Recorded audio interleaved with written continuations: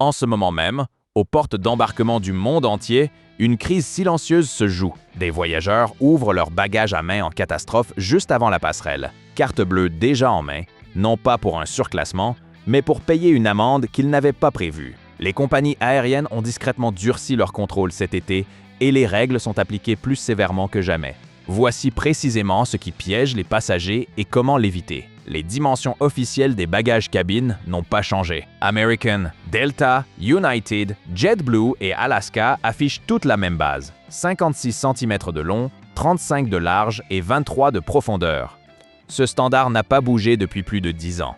Le piège, ce ne sont pas les dimensions, c'est la façon dont elles sont vérifiées. Les agents d'escale obligent désormais les passagers à utiliser ces gabarits métalliques que tout le monde ignorait jusqu'ici. Ce qui est mesuré, c'est le volume extérieur total du sac. Une fois rempli, roues comprises, poignées sorties et poches bombées. Le volume intérieur n'a aucune importance. Si une poignée dépasse ou qu'une fermeture éclair gonfle vers l'extérieur, le sac est refusé, peu importe son contenu. Avant de partir à l'aéroport, faites votre valise au complet chez vous, sortez la poignée, remplissez chaque poche et vérifiez les mesures. Si vous êtes juste à la limite, partez du principe qu'elle sera signalée à l'embarquement. Les tarifs Basic Economy sont devenus l'un des pièges les plus coûteux du transport aérien. Sur ces billets, vendus massivement par American, Delta ou United, l'accès au compartiment à bagages n'est pas inclus. Les passagers n'ont droit qu'à un petit objet personnel, sauf s'ils paient un supplément lors de l'achat. Cette restriction est souvent cachée dans les petits caractères et ne surgit qu'une fois arrivé à la porte d'embarquement. American facture alors une pénalité de 40 $ sur le champ. United applique des frais tout aussi élevés. À ce stade, le tarif réduit pour bagages enregistrés que vous auriez pu payer quelques jours plus tôt n'est plus disponible. Avant de valider vos vols cet été, vérifiez bien la classe tarifaire. S'il est écrit Basic Economy ou Light Fare, lisez attentivement les conditions de bagages avant d'acheter. Les valises extensibles représentent un autre risque sous-estimé. La plupart sont conçues pour respecter la taille maximale. Le soufflet d'extension ajoute quelques centimètres de profondeur, ce qui suffit à dépasser le profil visuel d'une valise trop pleine. Dès que la silhouette dépasse du cadre rigide, le bagage est mis de côté. La paire de chaussures ou la veste supplémentaire qui a justifié l'extension vient de vous coûter entre 40 et 75 $ de frais. La solution est simple, ne dézippez jamais l'extension de votre valise. Si tout ne rentre pas dans les dimensions réduites, payez à l'avance pour un bagage en soute sur Internet. Les compagnies ultra low cost comme Frontier, Spirit et Allegiant ont toujours facturé les bagages cabine à part, mais en 2026, les pénalités ont explosé. Payer lors de la réservation coûte environ 30 à 50 $. Attendre le comptoir d'enregistrement fait grimper la note entre 50 et 75 $. Et si vous arrivez à la porte d'embarquement sans avoir payé, c'est l'amende immédiate, de 75 à 100 $ par sac et par trajet. Pour 2 passagers avec 2 bagages l'aller-retour, on peut atteindre 400 $ de frais de bagages sur un billet qui semblait presque gratuit au départ. Dès que vous réservez sur une compagnie ultra budget, considérez les frais de bagages comme faisant partie du prix du billet et ajoutez-les tout de suite au moment du paiement. C'est le seul moment où ça reste abordable. Les effets personnels ne sont pas non plus épargnés par cette surveillance accrue. La règle selon laquelle votre sac doit tenir sous le siège devant vous n'a pas changé, mais les contrôles sur les vols complets sont bien plus stricts. Les dimensions standards sont d'environ 43 par 25 par 23 cm. Si un sac à dos trop rempli ne peut pas être compressé et finit dans le compartiment supérieur, les agents considèrent désormais cela comme un bagage cabine et appliquent les frais d'enregistrement en porte. Si votre sac à dos est rigide et plein à craquer, il a cessé d'être un bagage à main avant même votre arrivée à l'aéroport. Et cet été, les chances de vous faire épingler sont bien plus élevées qu'avant. Est gratuit. C'est rarement le cas. American et United facturent environ 40 $. Les et 100 $. La gratuité dont les passagers se souviennent date d'une époque où les agents demandaient volontairement aux voyageurs de céder leurs bagages car les coffres étaient pleins. C'était volontaire et gratuit. Être mis de côté parce que votre sac ne respecte pas les règles est involontaire et ce n'est absolument pas gratuit. Si la taille de votre sac est limite, l'enregistrer en ligne au tarif prépayé coûte presque toujours 30 à 50 $ de moins que le prix réclamé à l'embarquement. Il existe pourtant une information très utile que les compagnies ne mettent pas en avant. Certains articles sont totalement exclus du calcul des bagages. Les manteaux, les parapluies, les appareils d'assistance, la nourriture achetée dans l'aéroport et les articles hors taxe achetés après la sécurité ne comptent pas dans vos limites de bagages. Un passager peut embarquer avec une grosse veste, un parapluie et un sac duty-free sans que cela n'affecte sa franchise, peu importe sa classe de voyage. La TSA a confisqué plus de 4 millions d'objets l'an dernier et la plupart n'étaient pas des armes. Ce sont les articles de toilette et les produits d'hygiène quotidienne que les voyageurs pensaient autoriser. En 2026, les contrôles sont plus stricts que jamais. Une bouteille de shampoing ou d'après-shampoing classique fait généralement entre 120 et 180 ml, ce qui dépasse la limite des 100 ml. La TSA contrôle la taille du contenant, pas le volume restant. Une bouteille presque vide sera quand même retirée. Les flacons de voyage étiquetés 100 ml ou moins sont la seule solution fiable. Les bouteilles grand format apparaissent immédiatement au rayon X et entraînent une fouille manuelle de tout le sac. Des flacons de voyage en silicone réutilisables remplis à la maison règlent définitivement le problème. Le déodorant en spray est considéré comme un liquide par la TSA et suit la règle du 3-1-1. L'application est irrégulière. Et c'est précisément là qu'est le piège. Ça peut passer un jour et être confisqué le lendemain selon l'agent. Passer au stick solide élimine tout risque, car les solides ne sont pas classés comme liquides et ne comptent pas dans la limite du sac transparent. La crème solaire est aussi un liquide pour la TSA, peu importe comment on l'aperçoit. La plupart des tubes dépassent les 100 ml.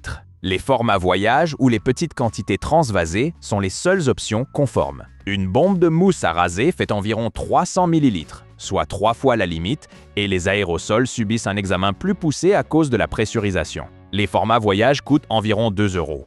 Les bains de bouche classiques comme le Listerine dépassent souvent les 500 ml, soit 5 fois la limite autorisée. Et pourtant, des bouteilles pleines sont confisquées tous les jours. Pour éviter ça, achetez des petits flacons en pharmacie ou des pastilles de bain de bouche, qui ne sont pas considérés comme des liquides. La confiscation la plus coûteuse reste le parfum. Un flacon Tom Ford ou toute autre fragrance de luxe de plus de 100 ml représente 150 € ou plus que la sécurité jettera sans hésiter. Les agents classent le parfum comme un liquide, ce qui est techniquement exact selon les règles. Un vaporisateur de voyage rechargeable de 5 ml respecte parfaitement la limite et se remplit en moins d'une minute chez vous. Les articles en gel, y compris les semelles, sont théoriquement classés comme des liquides.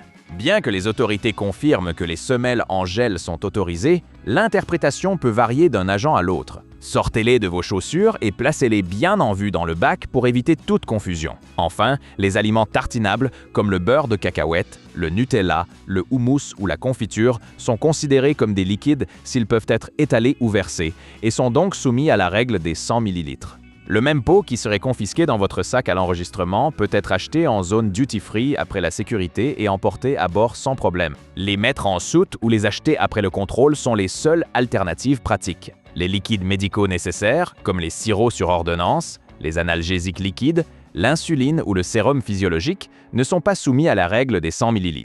Les contenants plus grands sont autorisés. L'erreur classique est de ne pas les déclarer. Quand des flacons hors format passent au scanner avec le reste, les bagages sont systématiquement fouillés. Rangez vos médicaments dans une pochette transparente séparée et prévenir l'agent au point de contrôle évite ce désagrément. Un bac de contrôle dédié et une déclaration directe éliminent totalement la fouille complète du sac. Les lisseurs à cheveux sans fil fonctionnant avec des cartouches de butane sont autorisés en cabine, mais considérés comme dangereux en soute à cause du gaz sous pression. Les recharges de butane, elles, sont confisquées sans exception. Les gilets chauffants posent un problème spécifique de batterie. Le gilet peut aller en soute, mais la batterie au lithium doit être retirée et gardée avec vous en cabine. Une batterie laissée branchée dans un bagage enregistré enfreint les règles de sécurité aérienne. Les valises avec chargeur intégré ou traceur GPS doivent avoir une batterie amovible.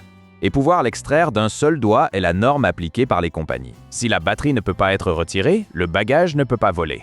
Lorsqu'un bagage à main avec batterie intégrée est enregistré en porte d'embarquement, la batterie doit être retirée avant la remise. Si elle est fixe, le sac reste au sol. Les gants chauffants et autres dispositifs thermiques électriques contiennent des batteries haute densité qui doivent être traités comme des téléphones portables. Ils vont uniquement en cabine et ne doivent jamais être enregistrés. Les batteries de rechange pour appareils de PPC et autres batteries médicales volumineuses doivent aussi voyager en cabine et être protégés contre les courts-circuits avec du ruban adhésif sur les bornes ou dans leur emballage d'origine. Les changements de pression en soute font des batteries enregistrer un risque d'incendie. Les boîtiers de charge pour prothèses auditives contiennent des batteries au lithium et doivent voyager en cabine, même si vous portez les appareils sur vous. Les concentrateurs d'oxygène portables ne peuvent en aucun cas être mis en soute. La pression pourrait altérer leur fonctionnement et les batteries présentent un risque de feu. Les compagnies exigent d'une autonomie couvrant 150% de la durée prévue du vol pour parer aux éventuels retards. Pour les fauteuils roulants et trottinettes électriques pliables, il faut généralement débrancher la batterie pour la garder en cabine, tandis que le châssis va en soute. Il est fortement conseillé de confirmer la procédure avec la compagnie au moins 48 heures à l'avance. Les brosses à dents électriques qui s'activent en soute déclenchent des alarmes de vibration, laissant croire aux bagagistes qu'il y a un objet suspect. Les sacs sont alors ouverts et fouillés. Scotcher le bouton d'allumage ou utiliser un étui rigide permet d'éviter cela. La même logique s'applique aux rasoirs électriques. Activer le verrouillage de voyage ou les prendre en cabine élimine le risque qu'un sac qui vibre ne provoque une fouille. Les tablettes et liseuses doivent toujours voyager avec vous.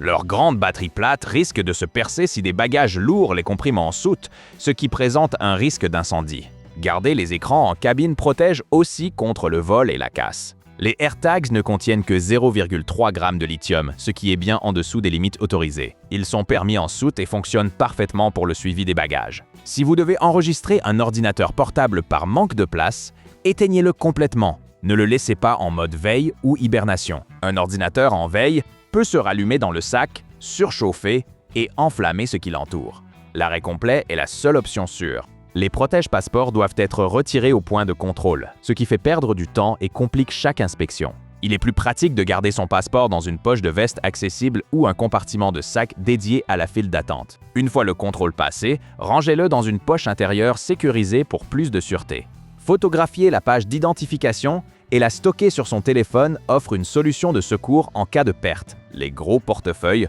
remplis de cartes inutilisées sont encombrants et vulnérables au piratage numérique. Un portefeuille de voyage minimaliste avec protection RFID, contenant une seule carte bancaire et une pièce d'identité, est plus léger et plus sûr. Les batteries externes datant d'avant 2018 manquent souvent de régulation thermique et présentent des risques d'incendie.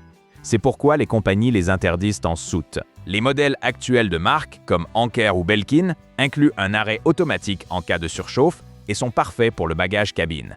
Enfin, les sacs à roulettes ou sacs à dos compact sont bien plus pratiques pour les longs terminaux et les escales que les sacs en bandoulière qui deviennent vite épuisants. Les valises à 4 roues multidirectionnelles surpassent les modèles à 2 roues dans les aéroports. Elles permettent de pousser le bagage à la verticale plutôt que de le traîner, ce qui facilite le passage dans les allées étroites et la foule. Les pochettes de rangement modulables ou les kits empilables réduisent le volume des articles de toilette et organisent les liquides plus efficacement que les grandes trousses classiques lors des contrôles de sécurité. Emporter des chaussures pour chaque occasion est l'une des principales sources de poids inutiles. Portez la paire la plus lourde le jour du voyage et n'en rangez qu'une seule légère suffit pour la plupart des trajets. Les chaussures de voyage imperméables à semelles amovibles sont particulièrement polyvalentes. Les ponchos ne sont pas pratiques en cabine, car ils sont encombrants et s'accrochent partout. Un peu l'ajuster, ou une étole en cachemire ou en laine mérinos apporte de la chaleur sans gêne physique. Les coussins de voyage gonflables perdent leur forme et se dégonflent en plein vol.